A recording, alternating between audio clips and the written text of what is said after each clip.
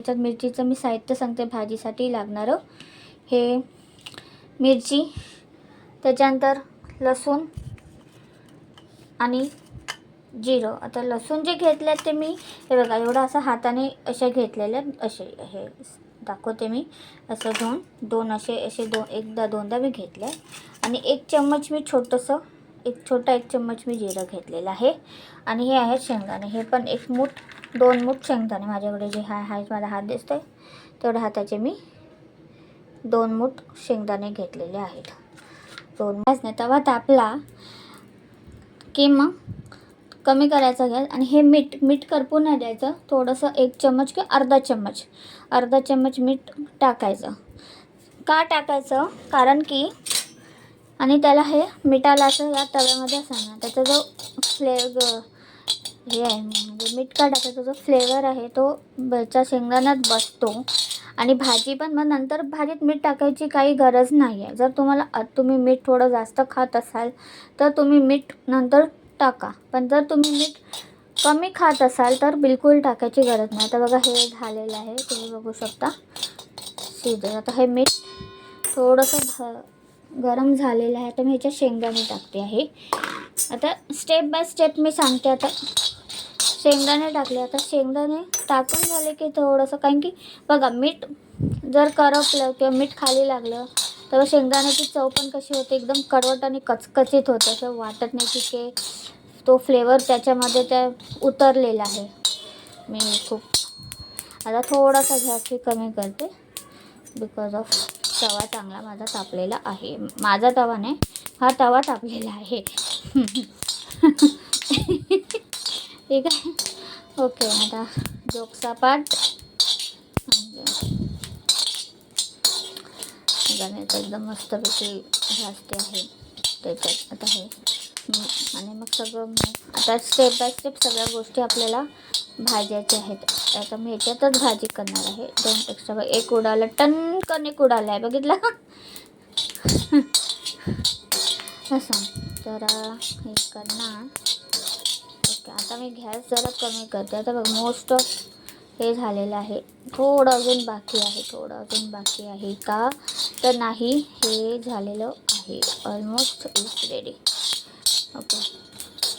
ठीक आहे. आता हे झालेलं आहे. आता ह्याच्या आपल्याला बघा तुम्हाला जर साली आवडत असेल शेंगदाण्याच्या त्याच्यानुसार तुम्ही तसं बारीक करू शकता. हे तर तुम्हाला साली आवडत नसतील तर तुम्ही साली काढून ही बारीक करू शकता. म्हणजे शेंगदाण्याचा कूटच म्हणा, शेंगदाण्याचा कूट बोलतात ना तेच, तसं तुम्ही करू शकता जसं पाहिजे तसं. चला आता मी गॅस बंद करते आहे आणि ह्याला थंड व्हायला देते. नाही गॅस बंद नाही करायचा, कारण की मला ह्याच्यातच लसूण थोडी भाजायची आहे. तुम्ही बघू शकता की मी आता शेंगदाणे भाजून काढलेले आहे आणि इथे थोडंसं मीठ आहे ह्याच्यात, कारण की बघा दिसलं मीठ आहे. आणि बिलकुल तेल नाही टाकायचं. गॅस असा एवढा कमीच ठेवायचा. मी कमी केलेला आहे, गॅस कमी केलेला आहे. आता काय करायचं, जिरं आणि लसूण जी आहे ती हे थोडीशी भाजायची. एकदम पण लाल नाही करायची. नंतर काय थोडं त्याचा यूज ठेचून थोडं तेलामध्ये ते होणारच आहे. असं बघू शकता. त्याचा स्मेल जो आहे तो एकदम मस्त येतो आहे. जिराचा स्मेल जो येतो एकदम छान येतो आहे. आणि त्याचा एकदम हे झालेलं आहे. लसूण मी तशीच ठेवलेली. लसूण बघा मी तशीच एकदम नाही केलेली आहे. बघा हे मी तेल टाकलेलं आहे, थोडं जास्तच टाकलेलं आहे, कारण की मिरचीचा ठसका एकदम जोराचा लागला तर काही जणांना सहन होऊ शकतो, काही जणांना सहन होणार नाही. ज्यांना ब्रीथिंगमध्ये प्रॉब्लेम्स फेस करायला खोकत असतात तर वेगळे काही प्रॉब्लेम असू शकतात. त्याच्यामुळे जरा हे जपून करायला लागतं. आता ह्याला असं नंतर जर लागले तर पाण्याचा झपका नंतर लागले तर तुम्ही इथे थोडासा पाण्याचा झपकाही मारू शकता जर हवा असेल तर. तुम्ही बघू शकता की बऱ्यापैकी हे झालेलं आहे. मिरची भाजून झालेली आहे. आता मी गॅस आता बंद करू शकतो किंवा तुम्ही आधीच तयारी करून ठेवा. सारखाच गॅस चालू बंद करायचा नसतो, तर तुम्ही सगळे आधीच तयारी करून. तुम्हाला हे दाखवायचं होतं म्हणून मी तसं करत आहे. हो एकदम ठसकेवाली. चला आता मी हे कच्चच पक्कट होते आणि गॅस मी बंद केलेला आहे. आता हे तुम्हाला बाहेर नाही काढायचं, जस्ट साईड वे. हे बघा, ते मी दाखवते नंतर. त्याच्यातच राहू द्या आणि झाकण मारून ठेवा. काढलेली आहेत, चेक करू शकता.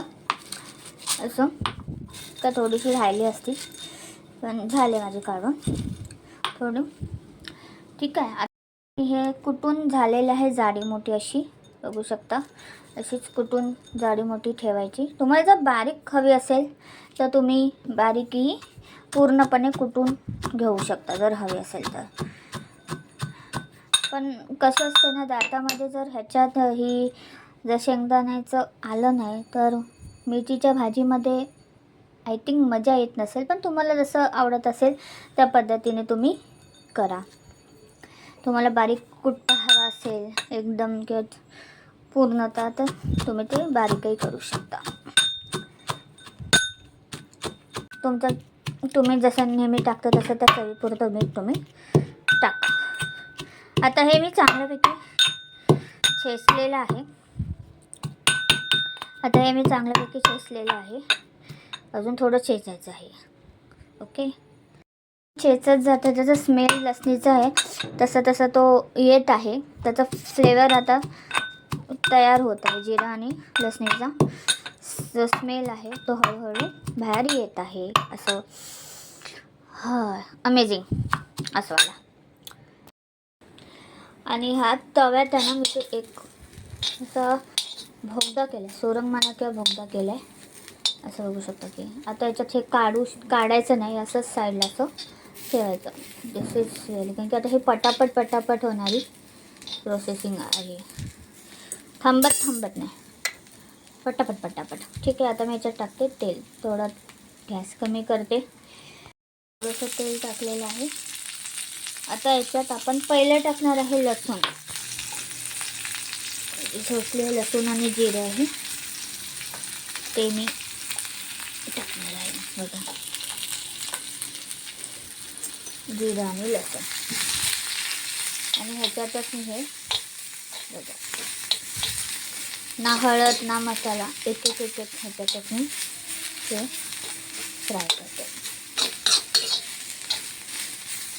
लसूणला पण शेंगदाणे टाकायचे. पहिलं हे जे लसूण टाकलेले आहे ती जर चांगली झाली, थोडी फ्राय झाली चांगली, तर तुम्ही बघा, पाण्याचा बिलकुल यूज नाही आहे. बघा, थोडी लागली, चिटकलेली आहे.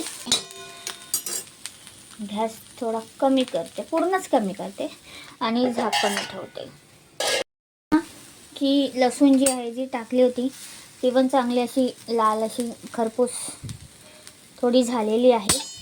आणि त्याचा जो स्मेल आहे मिरची लसूण जिऱ्याचा एकदम असा ऑथेंटिक आलेला आहे ना, की शब्द नाही. मला अजून ठसके लागतच जातात आहे.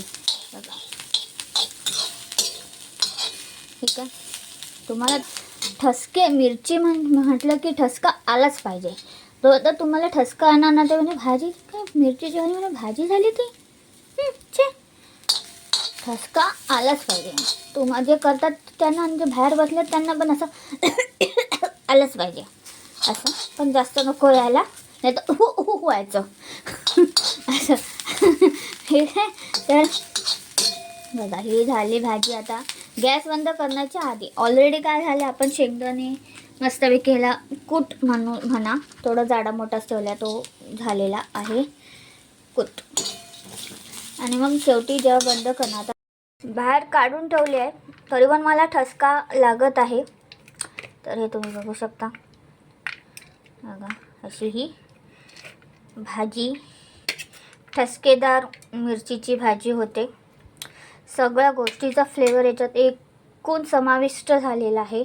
त्याच्यामुळे त्याचा जो स्मेल येतो तो आपल्याला एकदम ठसकेदार स्मेल येतो आहे. म्हणजे ठसकेदार भाजीला ठसकेदार स्मेल. It's okay. आणि ही भाजी बघा अजून ठसका येत आहे आणि मी मुद्दामून काढत नाही आहे. हा मुद्दामून झाला. आणि ही झाली आहे टसकेदार भाजी. ही भाजी टसकेदार म्हणजेच तिखट असते. जर तुम्ही कोणी तिखट भाजी खात नसाल तर अशी प्रोसेसिंग करू नका. मी नेक्स्ट टाइम जेव्हा जाड्या मिरचीची भाजी करेल विदाऊट तिखट न लागता तर मी तुम्हाला दाखवेल ती कशी करायची. पण जर तुम्ही तिखट खात नसेल तर उगाचच करायला जाऊ नका, नाहीतर मग तुम्हाला भारी पडू शकतं. त्याच्यामुळे काही गोष्टी हेल्दी खाताना त्याची पण आपल्याला काळजी घ्यायची असते, पूर्णपणे काळजी घ्यायची असते.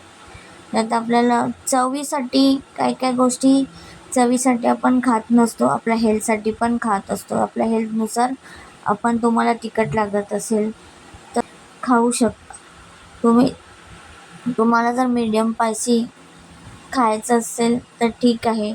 पण ही टसकेदार जी भाजी केलेली आहे ती तिखट आहे, नॉर्मल तिखट आहे. तर तुम्ही नॉर्मलपेक्षा पण मी म्हणेल की जास्त तिखट आहे.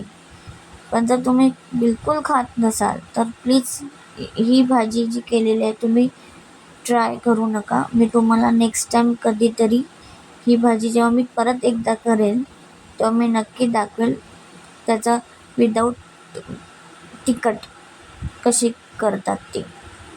ओके, काळजी घ्या. Bye bye, take care.